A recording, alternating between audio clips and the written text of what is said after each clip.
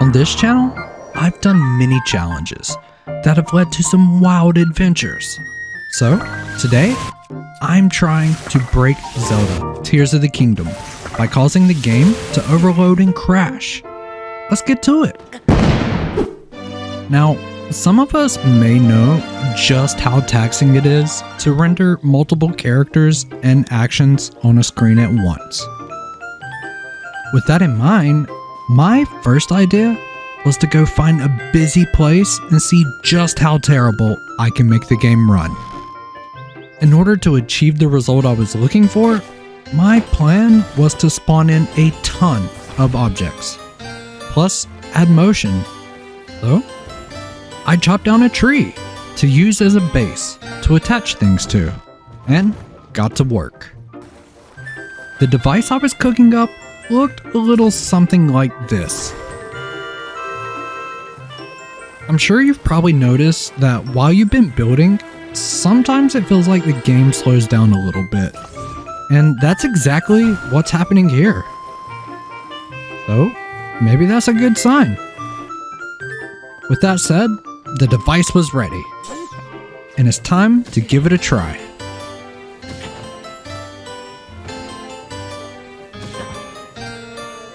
Nothing but some occasional stutter while running around.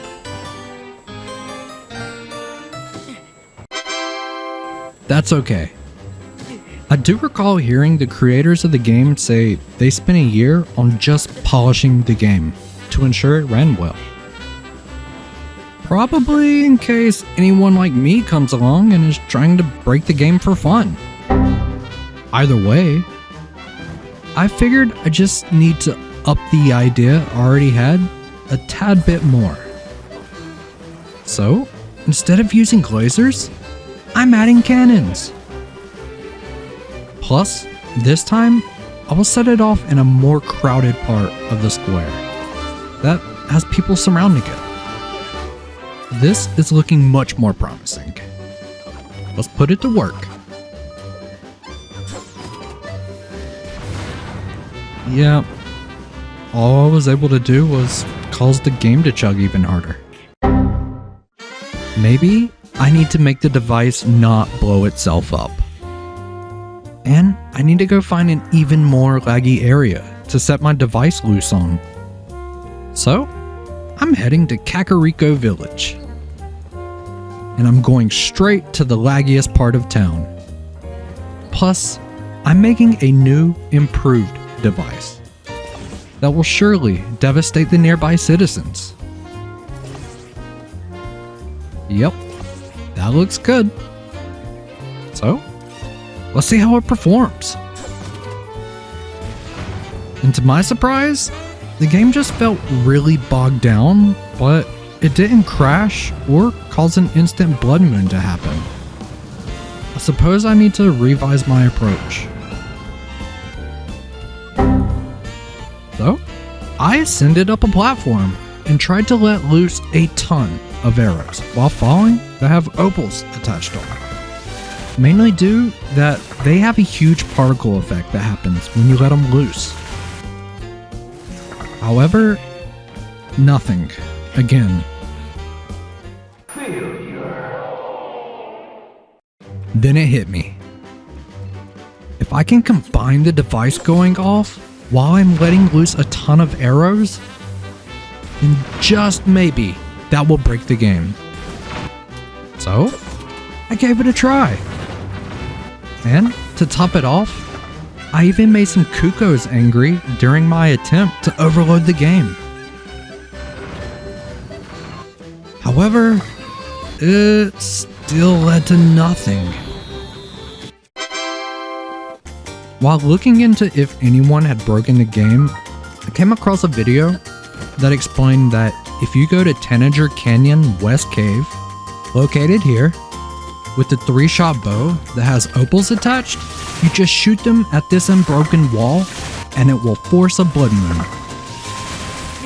Which essentially means you were overloading the system memory. However, what if I set my device loose while I let off some arrows at the same time. Worth a try.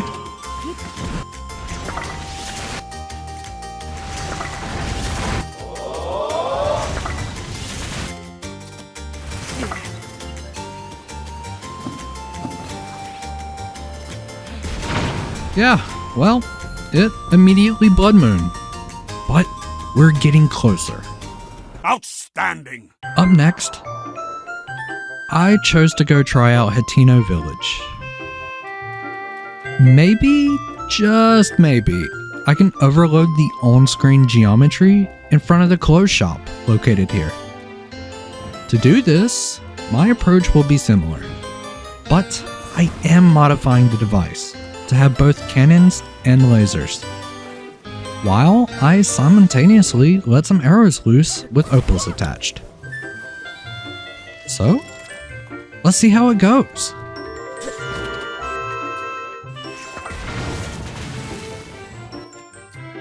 Wow.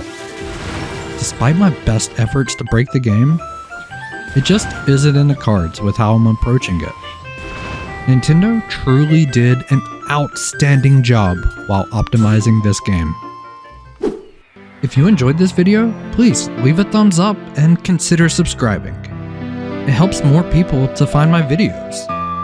And as always, I'll catch you next time.